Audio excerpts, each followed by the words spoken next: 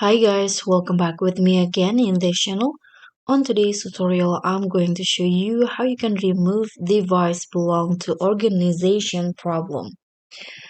So the message this device belongs to your organization usually indicates that the device is enrolled in a mobile device management or MDM solution. So if you want to remove it, there are some steps that you can try. The first one, you can check with your IT administrator.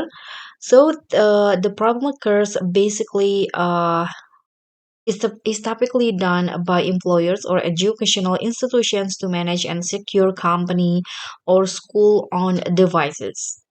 So you can check if it is your work or school device. The most straightforward solution is that you can just contact your IT administrator or help desk.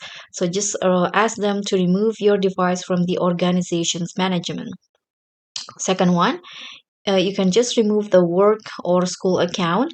So on Windows, what you need to do is just go to the settings, account, and access work or school. Then you can just select the work or school account and click on disconnect.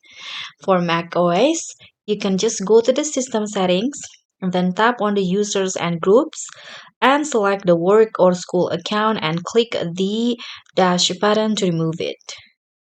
And for Android, you can go to settings on your phone, accounts, and then tap on the work profile you want to remove and tap on remove work profile. But if you're using iOS, you can go to the settings and then your name, type work or school and tap remove management.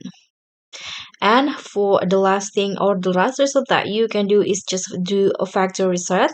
But this will erase all data on your device, so backup any important files beforehand. And you can also perform a factory reset through your device settings. So this might help remove some MDM restriction, but it's not guaranteed to work in all cases. And so that's all for me. I hope this will be helpful for you. So don't forget to like, comment, and subscribe. Also click on the thanks button below. Bye.